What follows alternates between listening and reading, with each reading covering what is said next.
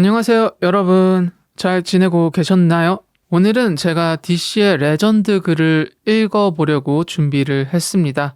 이 글은 장르 소설 갤러리에서 가지고 온 글인데요. 이 글의 작성자는 그냥 익명의 어떤 사람입니다. 근데 이 글이 굉장히 유명해진 이유가 필력이 아주 상당히 좋다. 내용적인 부분도 너무나 좋다. 그래서 이 글이 처음 나왔던 그 당시에 꽤 많이 회자가 됐던 그런 글입니다. 판타지 소설을 안 읽어보신 분이나 관심이 없으신 분들이 있을 수도 있는데 그냥 그 판타지 소설은 반지의 제왕 생각하시면 됩니다. 검사 있고 궁수 있고 마법사 있고 드래곤 있고 엘프 있고 오크족도 있고 몬스터도 있고 이런 세계관에서 일어나는 스토리 장르를 판타지 소설이라 합니다. 아무튼 한번 읽어보도록 하겠습니다. 여기 장르 소설 갤러리고요. 참고로 이제 소설이라는 게 등장인물이 여러 명 있지 않습니까? 남자 주인공도 있고 그의 동료도 있고 여자도 있고 그렇기 때문에 제가 여러 역할을 해야 되는데 목소리가 제가 여러 목소리가 있는 게 아니기 때문에 어떤 캐릭터가 말하고 있는지 헷갈릴 수도 있을 것 같아요. 그래도 양해 부탁드리고 한번 읽어보도록 하겠습니다. 제목 알고 보니 아내가 폴리모프한 드래곤이었다면. 여기서 폴리모프란 드래곤이 엄청나게 거대한 존재이지 않습니까? 사람들이 놀랄 거 아니에요. 그러니까 마법으로 드래곤도 드래곤 자신의 모습을 인간처럼 이렇게 변화시킵니다. 그걸 이제 폴리모프라고 합니다. 다시 한번 가보겠습니다. 알고 보니 아내가 폴리모프한 드래곤이었다면. 모험 도중 우연히 만난 그녀. 마법도 잘 쓰고 똑똑하고 무엇보다 아름답다. 나는 그녀의 도움으로 소드마스터가 되기로 했다. 우리는 머지않아 결혼했고 완벽에 가까운 결혼 생활을 즐겼다. 그러던 어느 날 그녀가 사실은 드래곤이라는 것을 알게 되었다. 왜 이제서야 말하는 거야? 그것도 그녀의 입으로 직접. 돌아갈 때가 되었어. 어쩐지 너무 늙지 않는다 했지. 나는 이제 늙어 이렇게 병상에 누워있는데 아직도 기껏해야 중년 정도로만 보이는 게 이상하다 했다. 그냥 이상하게도 내 눈에 콩깍지가 참 오래 가는구나 싶었는데. 미안해, 속일 생각은 없었어. 원래 드래곤은 다들 이래. 인간 세상에 나가 사람들을 만나고 그때마다 새로운 자신을 연기하는 거야. 그래서 유이라고 하는 거야. 날 원망해도 좋아. 넌 그래도 돼. 이거 하나만 말해줄게. 그녀가 내 손을 붙잡았다. 당신은 내 생애 가장 긴 묘희였어. 그녀는 그렇게 나를 떠났다. 그녀가 떠난 집을 치우다 그녀의 방에서 몇 가지 책을 발견했다. 전부 인간의 수명에 관한 것이었다. 유한한 인간의 수명을 늘리기 위한 허무맹랑한 연구들. 아마 그녀가 처음이자 마지막으로 한 멍청한 짓이었을 것이다. 며칠 지나지 않아 나는 죽었다. 그녀가 떠나간 하늘을 바라보며. 제공력 577년. 내가 죽은 지 15년 뒤 나는 어째서인지 15살 소년의 몸으로 전생에 있었다. 그녀는 말했다. 드래곤은 유의가 끝나고 나면 자신의 둥지로 돌아가 긴 잠에 빠진다고. 다른 누군가 찾아오지 않는 한 깨지 않으며 그동안 지난 유의를 되새기는 깊은 꿈을 꾼다고. 시골 농부의 아들이 된 나는 집을 나서 모험가 길드에 찾아갔다. 농기구와 바꾼 낡은 검 한 자루를 허리에 차고 길드의 접수원이 물었다. 형식적인 질문이었다. 모험가가 되려는 이유는 뭔가요? 오래전 꿈 같은 이야기다. 드래곤과 사랑을 했다니. 하지만 그렇기에 오래전 꿈처럼 잊혀지기 전에 그녀도 그것을 그저 꿈으로 묻어두기 전에 나는 가야 한다. 드래곤의 둥지를 찾고 싶습니다. 그녀의 둥지를 찾는 것은 쉽지 않은 일이었다. 드래곤의 둥지가 어디에 있다는 얘기 같은 것은 전생에도 지금도 단 한 번도 들어본 적이 없었다. 허나 나는 포기할 수 없다. 모든 도서관을 뒤져보고 드래곤이 나타났었다는 소문이 조금이라도 도는 곳이면 어느 곳이든 찾아갔다. 그러던 중 한 여자를 만났다. 그녀는 마을 사람들로부터 광인 취급을 받고 있는 여자였다. 그러나 나는 그녀와 채 몇 마디도 나누기 전에 그녀가 진실을 말하고 있음을 알 수 있었다. 그녀는 나와 같은 종류의 사람이었다. 그녀 역시 폴리모프한 드래곤을 사랑했었다. 비로소 서로를 이해해주는 사람을 만난 우리는 밤새 많은 이야기를 나누었다. 때론 공감하고 때론 술잔을 엎을 만큼 몸을 흔들며 키득거렸다. 우린 한마음 한뜻으로 소리 높여 건배했다. 그깟 드래곤이 뭐라고? 하지만 그 뒤에 하지 않은 말이 무엇인지는 우리 모두 알고 있었다. 그래, 잘난 것은 드래곤이 아니다. 그 사람이지. 깊은 밤 끝내 그녀는 내 품에 안겨 울음을 터뜨렸다. 나는 그녀를 위로할 수 없었다. 같은 상처를 가졌으니 서로를 위로할 수 있을 것이라는 사람들의 생각은 틀렸다. 오히려 같은 상처를 지닌 사람들은 서로의 그 상처가 얼마나 아플지 알기에 감히 어떤 위로도 하지 못한다. 내가 할 수 있는 것은 그저 곁에 있어주는 것뿐이다. 그녀가 기댈 수 있게, 그녀가 바닥까지 쓰러지는 것만큼은 막을 수 있도록. 다음날 아침 그녀는 내게 반지 하나를 건넸다. 그가 준 반지예요. 이걸 왜 내게? 그에게 전해주세요. 나라는 사람과 만났다는 걸 잊지만 말아달라고. 그것마저 안 된다면 그냥 그의 둥지 한 구석에 몰래 버려주세요. 드래곤의 둥지에는 보물들이 많대요. 그 보물들 사이에 버려주세요. 이 작은 반지도 몰래 보물 취급을 받을 수 있게요. 그녀의 반지를 소중히 받아들였다. 나 더 이상은 그 반지를 갖고 있을 자신이 없어요. 그녀는 내게 웃어 보였다. 나는 바쁜 걸음으로 마을을 떠났다. 애써 웃어 보인 그녀의 미소가 또 허물어지기 전에. 그녀는 말했다. 그 사람은 늘 자신의 고향이 대륙 서쪽 킬바인 산맥이라고 했어요.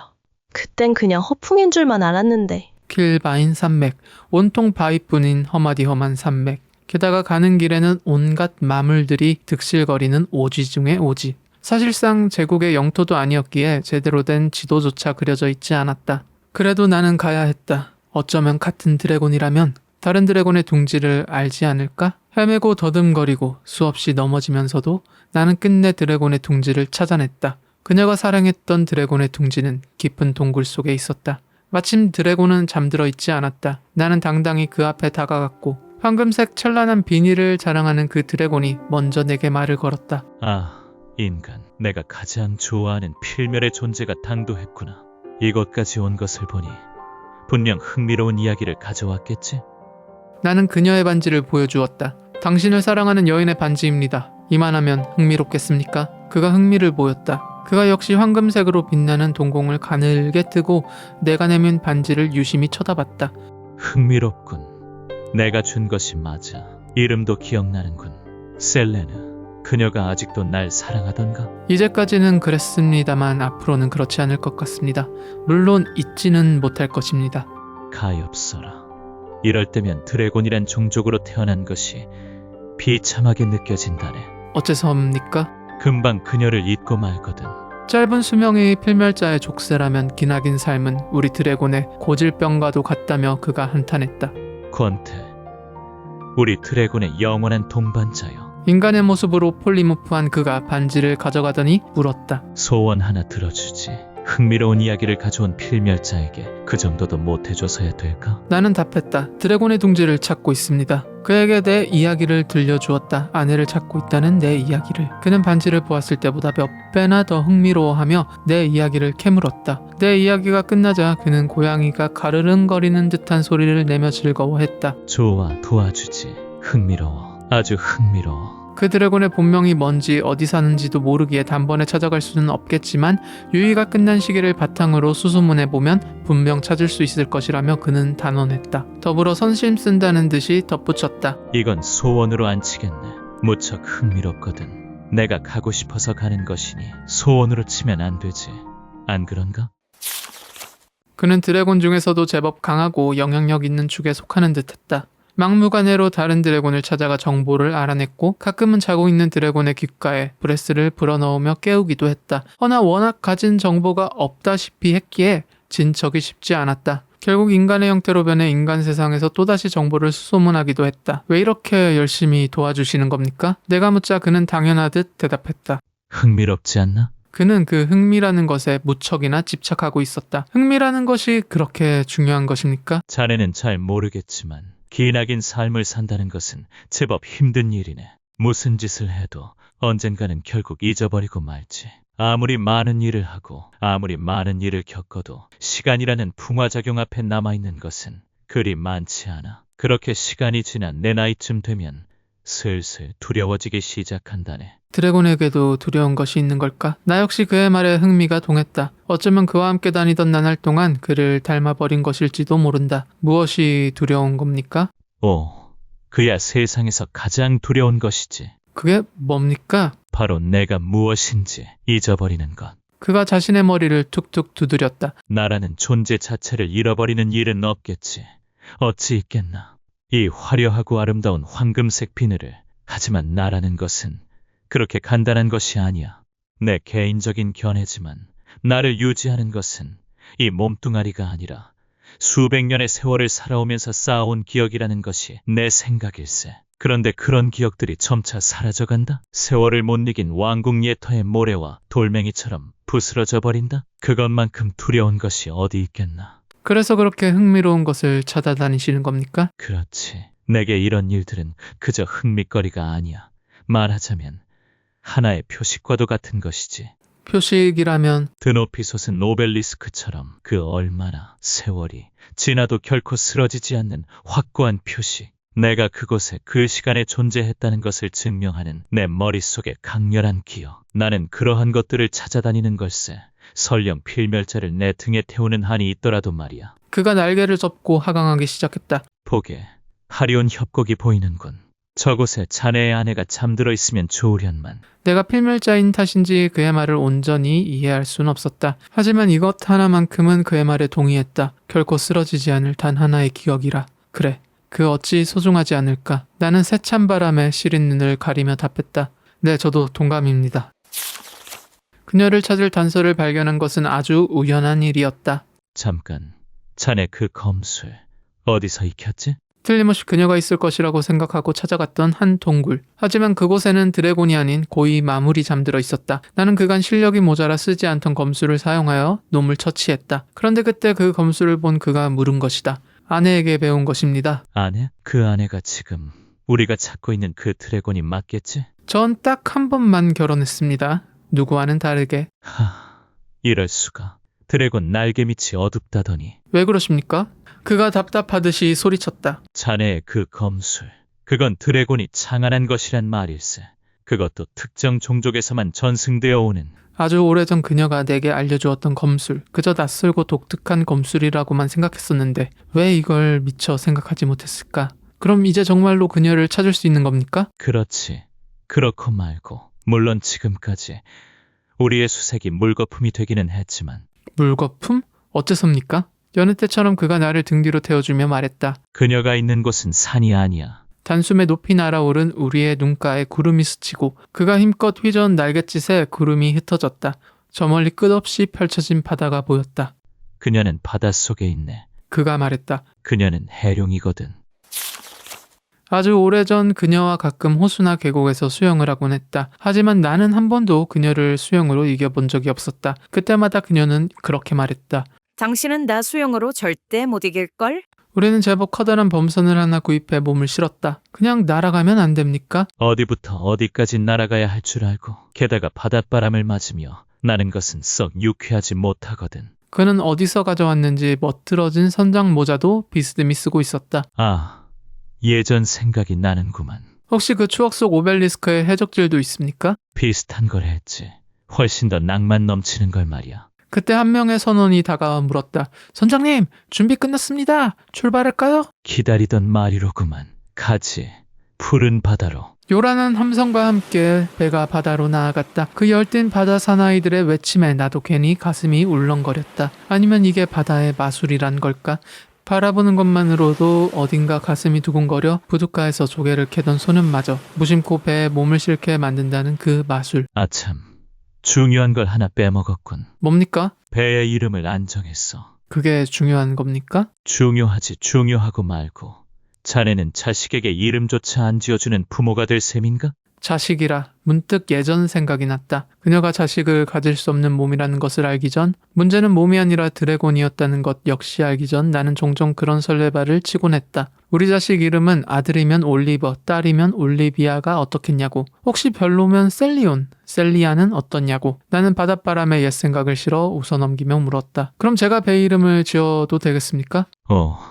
무슨 좋은 생각이라도 있나? 올리비아 어떻습니까? 아니면 셀리아. 배 이름으로는 여성의 이름이 좋다던데 내심 올리비아가 더 마음에 들었다. 하지만 그는 내 장명이 마뜩지 않았던 모양이다. 못 들은 걸로 하지. 끔찍하구만. 그런 이름이면 피할 태풍도 맞는다네. 그냥 내가 짓는 게 낫겠어. 보자. 내 오랜 경험으로 돌이켜봤을 때 배 이름은 가능한 단순하고 직설적인 것이. 그래. 좋은 생각이 났다는 듯 그가 야심찬 미소를 지었다. 그가 내 어깨를 두드리더니 난간 위에 높이 서서 선원들에게 소리쳤다. 다들 들으라. 이제부터 우리 배의 이름은 사랑의 추적호다. 끔찍하구만. 한 선원이 물었다. 이유라도 있습니까? 있지. 그야. 나는 올리비아가 100번 낫지 않냐며 갈매기와 눈을 마주치고 있었는데 그가 갑자기 내 어깨를 잡아 끌었다. 여기 우리 부선장님께서 아주 사랑에 목이 마르셨거든. 근데 뭐라더라? 그 사랑이 바다 밑에 있다던가? 선원들 사이에서는 한바탕 큰 웃음이 터져 나왔다. 아이고, 그러셨구만. 어쩐지 급하게 출발하신다 했지. 아무렴 가야지. 뭐 인어인지 사이렌인지는 모르겠지만 사랑한다면 가야지. 근데 자식은 낳을 수 있나? 설마 어이는 아니겠죠, 부선장님? 그들의 그 농담 섞인 물음에 나는 미소 지으며 이렇게만 답해 주었다. 그냥 댁들이 본 그 어떤 여자보다도 아름답다고만 해두겠습니다. 휘익휘익하는 휘파람 소리, 야유와 환호가 한데 섞인 고함 소리, 찰박이는 파도 소리, 까악대는 갈매기 소리. 가자. 바닷속으로. 언제 챙겨온 것인지 생전 본 적 없던 레이피어까지 치켜들며 소리치는 그의 목소리. 나는 그와 나란히 난간에 기대었다. 아주 입이 싸십니다. 드래곤 찾으러 간다고도 말하지 그러셨어요. 그건 안 되지. 사기가 떨어지잖나. 자네나 드래곤을 사랑하지. 보통은 무서워한단 말일세. 참나. 그럼 바닷속으로 가자는 얘기는 사기가 옳습니까? 옳은 것 같은데? 선원들은 어느새 정체 모를 노래를 부르고 있었다. 자, 떠나자. 바닷속으로. 죄송합니다. 그리고 어지간하면 미리 말을 해두는 게 낫거든. 비록 이렇게 농담으로 받아들일지언정 말이야. 갑자기 이제부터 우린 바닷속으로 간다고 하면 보통 충격을 먹더라고. 잠깐만. 그럼 지금 정말로 이 배로 바닷속까지?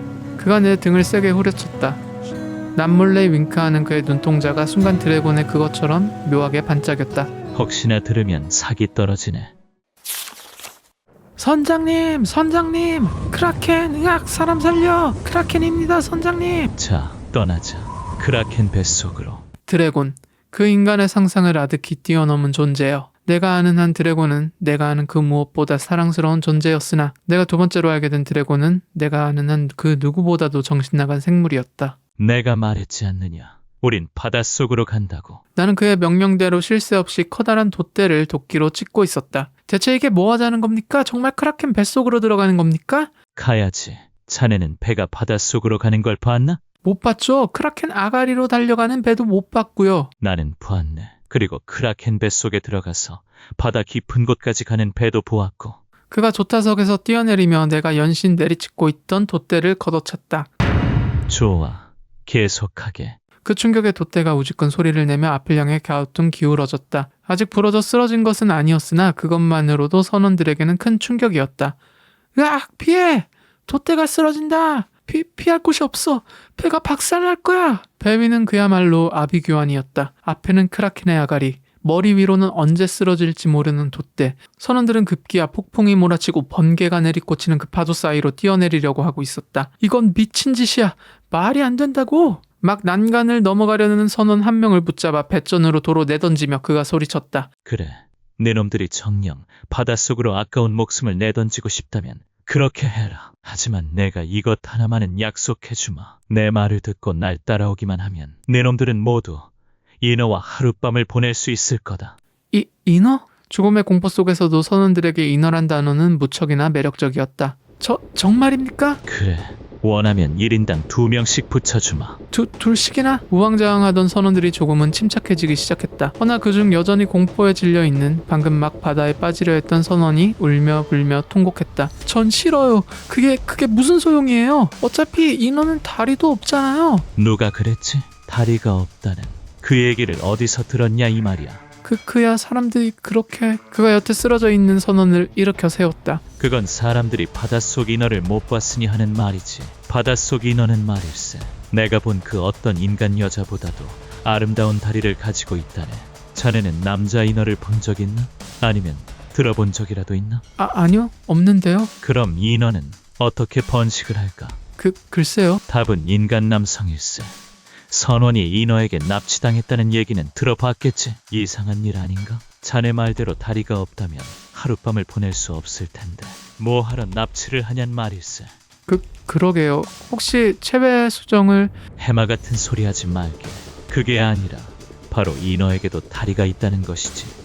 정말입니까? 내가 뭐하러 거짓말을 하겠나? 그가 부러진 판자에 마법으로 불을 붙여 횃불을 만들었다. 장대같이 쏟아지는 그 빛 속에서도 꺼지지 않는 그 횃불 아래 그가 은근한 목소리로, 하지만 모두가 들을 수 있는 목소리로 말했다. 인어는 물속에서만 다리를 만들 수 있다니 생각해보면 참 야릇한 일이지 않나? 오로지 남자와 하룻밤을 보내기 위해서만 만드는 다리라니 상상을 해보라 이걸세. 안 그래도 아름다운 그 인어가 오로지 니놈들과 자기 위해서만 만드는 다리, 걷기 위해서도 서기 위해서도 아니라 니놈들의 허리를 끌어안기 위해서만 만드는 다리. 한순간 두려움도 있고 횃불 근처에 홀린 듯 모여든 선원들이 침을 꼴깍 삼켰다. 배 바로 옆에 벼락이 내리쳤다. 한순간 눈이 부셔 눈을 감았다 떴다. 그가 선원들에게 둘러싸여 손가락 2개를 치켜들고 있었다. 1인당 2명씩. 쐐기였다. 귀를 찢는 천둥보다도 더 크게 선원들의 목소리가 울려 퍼졌다. 1인당 2명! 1인당 2명! 나는 갈 거야! 인어를 볼 거야! 때마침 나의 도끼질도 빛을 보아 돛대가 서서히 쓰러지기 시작했다. 나는 소리 높여 물었다. 인어고 나발이고 이젠 어쩝니까? 씩 미소를 지은 그가 언제 만들었는지 양손 가득 횃불을 들고 나눠주기 시작했다. 이제 니놈들이 할 일은 간단하다. 크라켄이 우릴 씹어삼키지 못하도록 횃불을 높이 쳐들고 촉수든 이빨이든 죄다 쫓아내는 것이다. 걱정하지 마라. 이 횃불은 결코 꺼지지 않는다. 두려워 마라. 거대한 문어에겐 없지만 우리에겐 있는 것이 있다. 그게 무엇이냐? 1인당 2명! 빌어먹을. 난 니놈들이 마음에 든다. 가라 위치로. 배전에 서서 이 배를 부수려는 것은 무엇이든 쫓아내라. 동시에 그가 배 위로 충돌하기 직전인 돛대를 낚아채더니 창 던지기 선수처럼 냅다 앞으로 내던졌다. 돛대가 크라켄의 피부를 뚫고 박혔다. 크라켄이 기괴한 비명소리를 지르며 크게 아가리를 벌렸다. 지금이다. 바닷속으로 가는 문이 열렸다. 결연한 표정의 선원들이 일제히 배전에 자리를 잡고 횃불을 휘두르기 시작했다. 그들은 어떠한 두려움도 없이 머리 위에 오가는 촉수들을 내쫓았고 저들을 집어삼키려는 크라켄의 이빨 사이로 횃불을 들이밀었다. 그들은 더 이상 선원이 아니었다. 가슴속 꺼지지 않는 믿음으로 한치도 물러서지 않고 맞서 싸우는 그들의 모습은 그야말로 전사, 아니 사랑의 추적자들이었다. 그가 내 곁으로 돌아왔다. 낭만적이로군. 혹시 저번에 해적질보다 낭만적인 것을 했다는 것이 보고 있는 이걸세. 이젠 놀랍지도 않군요. 근데 정말 사실입니까? 인어에게 다리가 있다는 게? 아, 물론이지. 아까 내가 한 얘기는 모두 진짜일세. 1인당 2명이란 약속도? 그럼 이걸 대단하다고 해야 할지 추잡하다고 해야 할지 그렇게까지 해서 이들을 데려가야 할 이유가 있습니까? 솔직히 혼자 힘으로도 충분히 가능하지 않습니까? 이유가 있긴 하지. 뭡니까? 혹시 또 뭔가 이상한 꿍꿍이가 있는 건 그가 선장 모자를 벗고 물에 젖은 머리를 쓸어넘기더니 또 의문스러운 미소를 지으며 내 등을 두드렸다. 뭐 가면 알 걸세. 내 입으로 말하긴 좀 그래서. 배전을 두들기던 빗소리가 조금씩 찾아들고 크라켄의 이빨이 우리 머리 위를 스쳐 지나갔다. 달빛도 더는 들지 않고 주변을 밝히는 것은 여태 꺼지지 않은 횃불뿐. 뱃머리가 물결을 헤치는 소리가 메아리쳤다. 스쳐 지나가지 않고 사방에 가로막혀서 그가 조타석 위에 올라 칼끝으로 난간을 두들겼다. 모두의 이목이 집중되었다. 그가 선포했다. 잘했다 제군들. 우린 지금 무사히 크라켄의 뱃속에 들어왔다. 까지가 DC 유저가 쓴 소설입니다. 어때요? 엄청나게 재밌지 않았습니까? 참 커뮤니티 보면은 이상한 사람들도 많은데 엄청난 능력을 가진 사람들도 확실히 많더라고요. 근데 이게 너무 길어가지고 지금 제가 목이 다 쉬어버렸네. 그럼 이 글에 달린 댓글들도 한번 볼까요? 내년 안에 2화 안 나오면은 살자 한다. 알아서 해라. 다음 편 언제 나오는데 도대체 언제 돌아오는 거야? 돌아오긴 하는 거지. 제발 그렇다고 해줘. 올해는 적어줄 거지? 대답해. 좀 써줘라 제발. 야, 이거 진짜 이 댓글들만 봐도 엄청난 인기가 있었던 글이란 거를 확실히 알 수가 있네요. 여러분들은 혹시 판타지 소설 같은 거를 읽어본 적이 있나요? 저는 저 어릴 때 이드, 비뢰도, 데로드 앤드 데블랑 이런 류의 판타지 소설, 무협 소설이 그때 당시에 문학계를 장악했던 시절이 있었어요. 저도 그때 진짜 미친 듯이 읽었습니다. 그렇게 읽어보면 알거든요. 이 판타지 소설이 아마추어틱하다. 아니면은 이건 정말 프로가 쓴 거다 라는 느낌을 받을 수 있는데 이거는 정말 프로가 쓴 것 같다. 참고로 이 소설에 후속작도 있긴 합니다. 근데 이게 같은 작성자가 쓴 게 아니라 다른 사람이 이 글을 바톤 터치해서 이어받아가지고 쓴 글이 있긴 합니다. 제가 이 영상을 올리고 반응이 좋으면은 그것도 한번 읽어보도록 할게요. 목이 쉬어가지고 더 이상 말은 못하겠고 아무튼 감사하고 다음에 또 뵙겠습니다. 그리고 여러분 요 화면에 보는 것처럼 여러분의 사연, 고민 상담 등등 여러 이야기, 괴담 이야기도 괜찮고 무서운 이야기도 괜찮습니다. 댓글에 적어주세요. 그러면 제가 그거를 보고 맛깔나게 읽고 제 생각을 공유하는 시간을 가져보도록 하겠습니다. 그러면 감사합니다.